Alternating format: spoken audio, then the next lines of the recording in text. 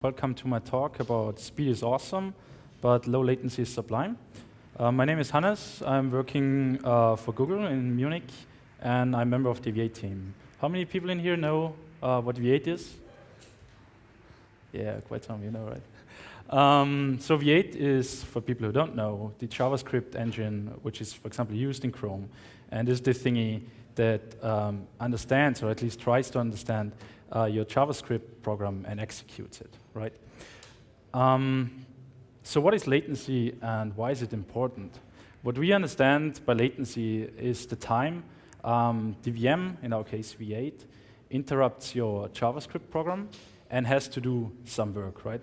And this work is mainly garbage collection work. So the VM has to, when it runs out of memory, it has to go through the allocated memory and figure out which memory is live and which one is dead, and free the dead memory so that the JavaScript application can allocate more memory. And this process can also come from the optimizing compiler. So once in a while we decide that one function could run way faster. This is the time when the optimizing compiler kicks in, optimizes the code, and hopefully the code runs faster and better after that. So these are all pauses which stop the JavaScript application, where VM stuff happens, and after that, the JavaScript applications is resumed. And we call it high latency, right, when these pauses are long, and low latency when these pauses are short, right? And why do we want low latency? Because it really matters. Chunk is something which is really visible to the user, right? Probably people experience that in here, right? If you play your games or watch a video or an audio, and there are like these chunks, these jitters in between, it's really not a nice user experience, right? And it's really annoying, right? Nobody likes that. And chunk gets worse on mobile platforms, right? Mobile platforms are slower, like they are a factor of 3 or 4 slower than a beefy laptop or a beefy desktop machine, right? So in mobile, the chunk is even worse, right? So as a VM engineer, we like performance, right? We like to tune performance. But latency is something which is sometimes really on the trade-off with throughput, right? You can get better latency, but you pay in throughput for that. So what we are trying to do is to keep this interrupt short. By short, we mean a few milliseconds. Whatever that means, right? It's basically around, it would be great to have pauses which are not longer than, let's say, 5 milliseconds or below 1 millisecond. The shorter the better, right? The better the user experience, obviously. And it would be nice to have predictable pauses, right? So it's like if we're kind of moving in this soft real-time ball game, right? Where the developer may rely on some soft guarantees we give him, right? And that would be nice. It's not the case these days, right? But that would be the optimum outcome, right? That the VM has some promises for the developer, and for example, the pause times are never larger than n milliseconds or whatever. So, short overview of my talk. So latency is an issue, and we recently started focusing on it and improving it. And I will give a short overview about our garbage collector and our optimizing compiler, a few basic how this stuff worked, and the efforts we are taking there to keep latency low.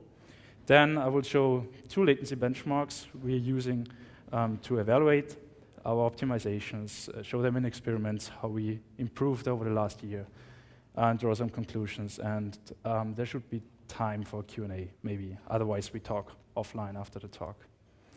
So in V8, we have a generational garbage collector. This approach is used by many VMs.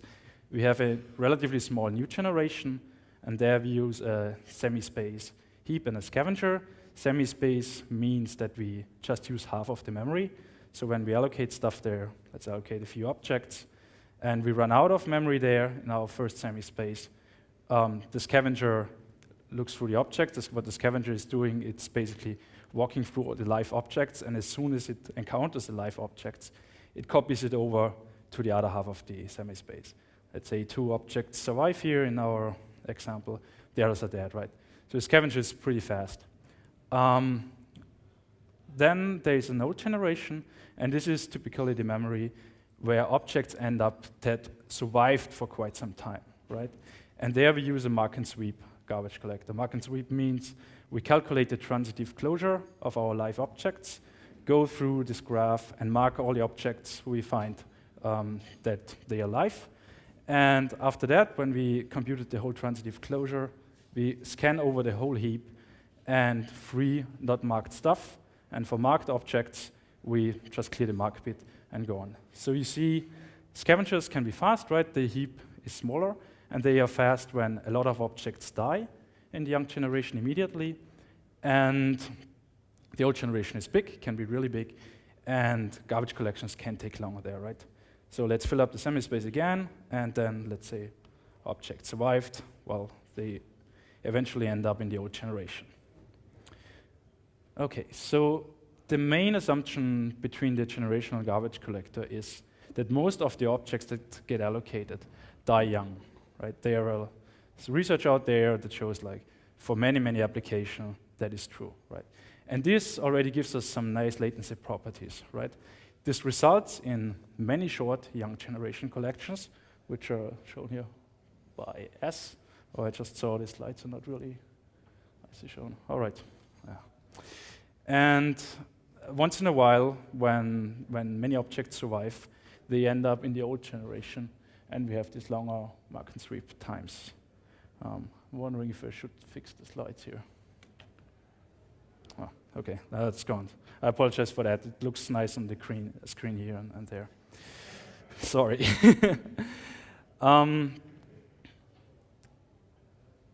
Yeah. So we have once in a while this long atomic mark and sweep. Well, let's try to get again in full screen mode. Maybe it gets better.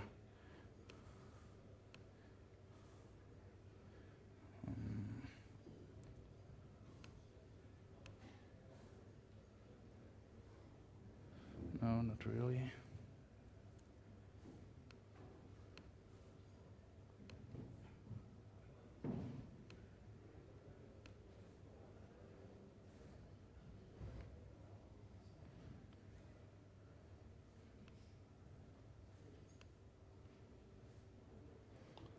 Is that better? Oh, okay, that looks better. Sorry for the interrupt. That was high latency, by the way. So to get rid of these longer mark and sweep pauses, what we implemented there is a technique called incremental marking. That means when we do mark and sweep, we don't do it all the work at once. Before we run out of memory, we already do some marking work in advance, do smaller marking steps, until a point we decide that, oh, we probably have marked now enough, and then do a final mark and sweep operation. So it looks like that. We smear over the whole JavaScript program execution, smaller marking steps, which are really, really short, right? They are shorter than milliseconds. And then we do a final mark and sweep operation. This improved latency significantly and user experience, right? This long marking phase is now split up into many short ones and a big final marking phase. So how can we do better there? How can we shrink the size of these final mark and sweep phase? Well, we can use multiple threads, right, to, for example, speed up the sweeping. And what we implemented and added to V8 about half a year ago is a technique called parallel and concurrent sweeping. Parallel sweeping means that there are multiple threads helping out to free memory. So each thread gets like 1 megabyte of the old generation heap and goes through this megabyte and finds all the free objects and gives it back to the main application. So you can have multiple threads doing that to get a speed up by the number of threads. And concurrent sweeping means that we can also run the sweeping phase concurrently to the JavaScript application, which means that the sweeping phase can be completely transparent and invisible to the application. So sweeping phase kind of goes completely away, and the execution time of this final mark and sweep phase decreased even more. So there's a trade-off, right? We had multiple threads, which means higher system utilization, but we get better latency out of it. And one really has to take care there that, right, if you had too many threads and increase performance too much, it can be an issue again on mobile, which means system utilization typically translate into battery life, right? So then let's tackle next the scavenging times, right? As I said, scavenging typically, so the new generation collection, doesn't take much time because of the main assumption that most of the objects die young. But what if all the objects survive, or not all of, most of the objects survive, right? What then? Well, then scavenging is really, really slow because, as you remember, when you allocate object and all alive, you have to copy them all over in the semi-space. And that gets even worse, right? Let's say they survive even longer. Well, then you have to copy them over to the old generation. So you had to do 2 copies in that case, right? And this is really the worst case for the generational garbage collector. So how can we do better there? And what we did is we implemented a technique called global pretendering, which sets kind of a global flag in the VM when we encounter that more than 90% of the objects survive and go from the new generation to the old generation. We flip a switch, and currently what we do is we have to de-optimize all the generated code. And when we generate fast code again, we generate it with allocation code that allocates directly into the old generation. And so what's going on is we allocate directly there, we avoid the copying. And when you find out that, okay, most of the objects now die in the old generation for whatever reason, right? The application behavior may change. Well, then we have to de-opt again and generate code again where everything gets allocated in a new generation. It's kind of a global thing right now, but we are trying to get this pretendering on an allocation side basis, so on a local basis, so that we can decide for each allocation call in JavaScript. Well, should you be allocated in the new generation, or would you better be in the old generation, right? All right, so what happens there is for, like, let's say we have this worst case application where a lot of stuff survives and we turn on this global pretendering. We avoid the copying and we can avoid these scavengers at all, right? Because stuff immediately gets allocated in the old generation, right? That helped to improve latency significantly for this worst case behavior applications. All right, so much for the garbage collector. Let's have a quick look at our compiler. As I mentioned in the beginning, the compiler may also introduce some chunk, right? What we have in V8 is we call it a full code generator, which is really, really fast. It is able to generate good code, I would say, really fast. And then there is the optimizing compiler. And the optimizing compiler is used when we encounter that a function is executed many times, then we say it's a hot function, and we should generate faster code for this function, right? And when we find that out, the JavaScript thread, next time when it executes the thread, is doing the actual compilation, right? So it goes into the VM, is doing all the optimizations, and this may take some time. This actually depends on the code size, right, that gets compiled. So you will have these VM pauses, what we saw before for the garbage collector, also for the compiler. And what we are doing there, well, quite similar to the garbage collector before, we use a mechanism called concurrent compilation. So we use an extra thread that helps us out with doing compilation work, right? And we're trying to make more and more phases of the compiler concurrent, which is quite tricky because during the compilation time you can allocate object, or the application itself may mutate objects which are kind of hooked up with the function we are now compiling. So we try to get more and more phases of the optimizing compiler to make them concurrent and run in parallel with the JavaScript application. The result there is, of course, to reduce compilation time, right? If you can stuff to do concurrent. And a nice benefit of that is when we do compile stuff concurrently to the mutator, we can actually do more aggressive optimizations, right? If there is time left, and in the experiments show that there is always enough time left to do the compilation in the extra thread, we can do really heavy optimizations and generate even faster code, which was not possible before because the pause times would just be too long if we would do it all on the same JavaScript thread.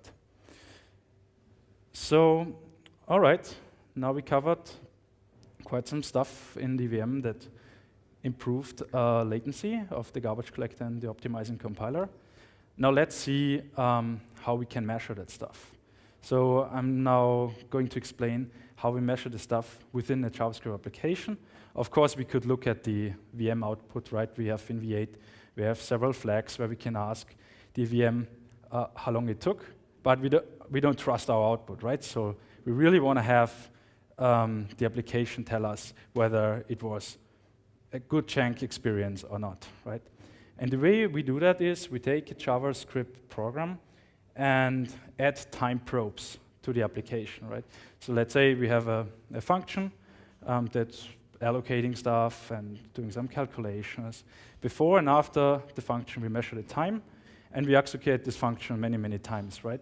So in the best case, this function should be always fast, and it should be always take the same amount of time, right? Except when the VM has to do some stuff, like garbage collection or compilation, then you may have outliers, right? So the samples which we measure may have different time spans. And then when we run this function many, many times, we calculate the root mean of square of these sample times. And this function, the root mean of squares, heavily penalizes outliers there, right? So this is what the square in the formula is taking care of. When you have a huge sample, then you get penalized for that, right? Which translates into a bad user experience, right? The faster you can execute the samples and the more predictable they are, the better the score will be. So the benchmarks, I'm using in my experiments here, two benchmarks from our Octane benchmark suite. This is our JavaScript benchmark suite where we measure performance of V8. The first one is called splay. This benchmark creates a large splay tree and then modifies it. And in this benchmark, like almost all objects survive. So this is kind of the worst case benchmark for a generational garbage collector, right? So when we want to improve this worst case scenario, this is like the worst case pause times we can observe, and we're trying to make that better. And for the compiler, we took the Montreal benchmark. This one is also in the Octane benchmark suite. It runs a 3D bullet engine ported from C++ to JavaScript using Montreal. And the thing there is they're like huge code chunks. It's like thousands of lines of JavaScript code. And when the optimizing compiler or the full code gen looks at the functions, compilation times may be really, really long. So, all right, so this is what we did. Then let's look at the results. The results, both experiments run on an exostancer on a mobile device. It's quite a beefy mobile device, but it was lying on my desk. And with Android 4.3. Let's look at splay first. So this is the garbage collection benchmark. On the x-axis, you see the timeline starting in September last year until today. And on the y-axis is the score, so higher is better. So we take the root mean square and just reverse it to be higher is better. And all these features I mentioned before, except for the incremental marking, were shipped within the last year. And one can see that we doubled our score on this benchmark, which is quite nice. If we look at the specific samples, what we do here is like we do a few splay tree modifications, and then we measure time, and then go on do again like a predefined amount of splay tree modifications. On average, it takes 2.1 milliseconds, but there are like some maximum outliers at the very beginning of the benchmark. They go up to 4.6 milliseconds, which is bad, right? So we can do better there. We investigate in what we can do there, because 46 milliseconds means that there will be lost frames, right? And this is what you can also see when you started it with a visualization. You see a few chunks at the very beginning, but then it runs smooth, right? There's like 3 outliers we get in the beginning there. The minimum sample time is below 1 millisecond, which is quite nice. So from Unreal, we hooked the measurement up with the frame rendering time. So there's like, this time there's like the rendering itself going on, and also the VM time. On average, it takes 9.2 milliseconds to render such a frame, which includes like everything, right? There's also the computation work is also quite heavy there. But there's a huge outlier in the beginning, right? 249 milliseconds. It's like one outlier And then there are a few, around 40 milliseconds, if I remember correctly, and after that it runs smooth.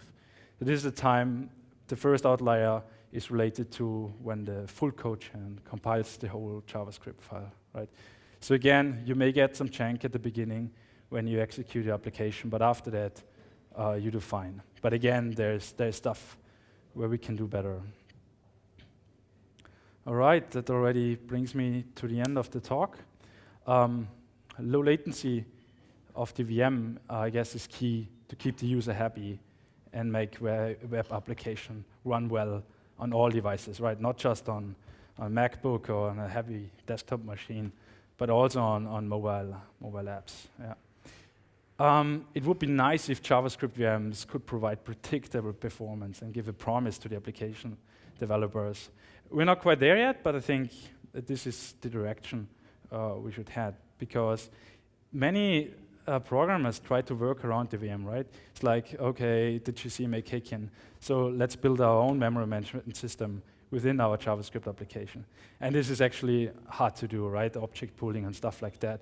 And the probability is high that one gets it just wrong, right? And you end up with the same performance problems, or it could be even worse, right? We already have some algorithms in V8 that eliminate allocations, right?